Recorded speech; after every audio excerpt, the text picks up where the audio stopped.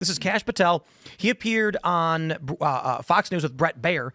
Listen to this. You were on with Maria a few weeks ago, and you said this. What we can do now is continue to put out the documents and the information that these people withheld from the American public. You're about to see a wave of transparency. What do you mean? Just give us about a week or two. All right, we're almost at 2 weeks. So this is about Crossfire Hurricane. You just talked about that, all that you've been learning. Can you give us a little of that wave of transparency? Absolutely. So just quickly on Crossfire Hurricane, that is a continuing production. Full pause real quick for those that are not familiar, because it's a new segment. Crossfire Hurricane was the investigation into Donald Trump for the Russia collusion narrative. It was a hoax.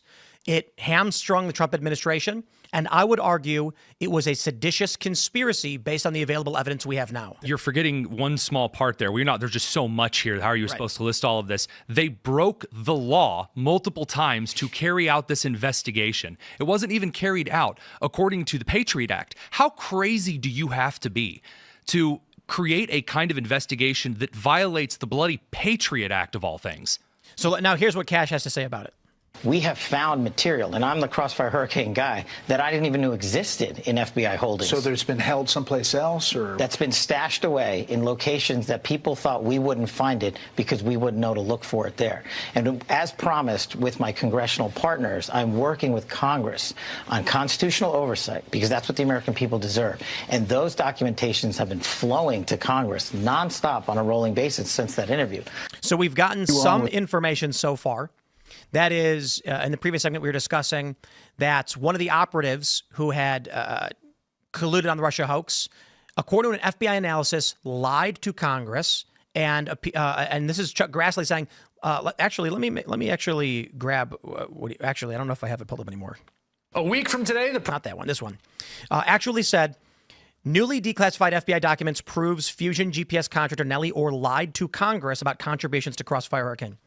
In 2019, they did not prosecute this person. I believe it's fair to say that the dam has broken. I'm hoping that this continues and that Kash is correct. Many people have been asking, why aren't Dan Bongino and Kash Patel going after the public corruption? Who cares about cocaine in the White House? Who cares about the guy in J6 or whatever? We want the Epstein documents. We want action against the corrupt Democrats who are trying to obstruct a duly elected president from doing his job. We're getting all of it. So right now, it's light. Steve Bannon, I believe it was Bannon who said midsummer, we'll see some arrests.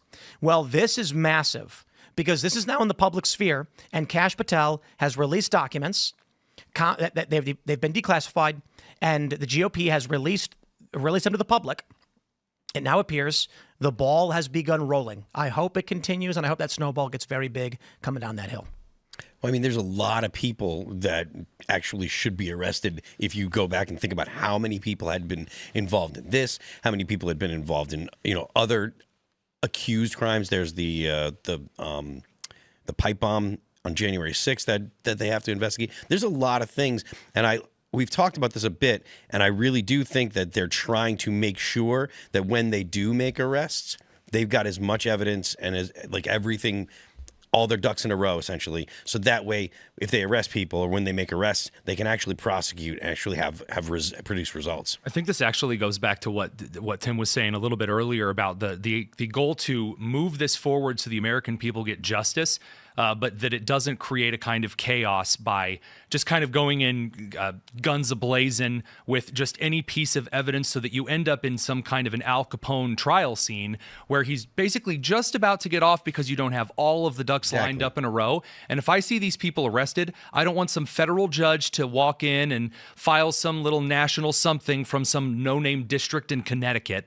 Yeah. I want them to be gone. I want them to be out of American society. Traitors be damned and hanged, quote, the founding fathers. We should have a legal standard that delivers justice for people based on an actual smoking gun. There should be people prosecuted to the fullest extent of the law with the intent of trying to prevent people from doing this in the future. This should be a deterrent as well as, justice. And apparently they're leaving their names all over documents. Sorry, just to point that out. My God, the paper trail is very present. Yeah.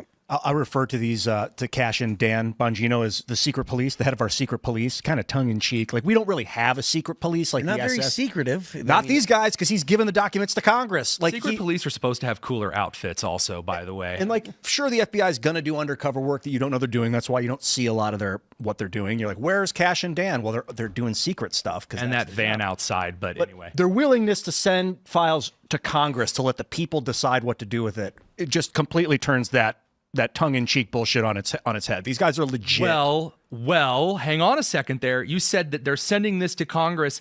This isn't the first time this was referred. According to these documents from Grassley's office, there were prior referrals that were sent out of his office. Sean Davis over from the Federalist brought this up this evening. That there were referrals made. We have no idea where those referrals went. They could have gone to Barr. He could have thrown them out. They could have been sent to members of Congress. I want to know if they were sent to members of Congress. Are they sitting on committees right now? People need to understand something. Be it Dan Bongino, Kash Patel, be it Bill Barr, the likelihood that they've come across something simply because it exists in the FBI is slim. So, for instance, we've got, I think, 40 people who work at Timcast in some capacity, and I'll walk in and there's a car I've never seen before. And I have no idea. Nobody has. I'll walk in the kitchen and there'll be like food on the counter. I have no idea where it came from, and no one tells me. And you know what? I don't think twice. I don't care. Right. The point I'm making is the head of the FBI is not aware and apprised to every single investigation analysis that's being carried out. This means it's possible that when the referral was made, it was intercepted by deep state bureaucrats so that Bill Barr never got it. And I'm not trying to absolve Bill Barr of any responsibility. Considering the gravity of these analyses and this investigation, nothing else mattered more. I believe it's more likely he did know this was going on and just said, we're not going to do this. Thanks for checking out this clip from Timcast IRL. Make sure to watch the show live Monday through Friday at 8 p.m. Subscribe to this channel, and we will see you all there.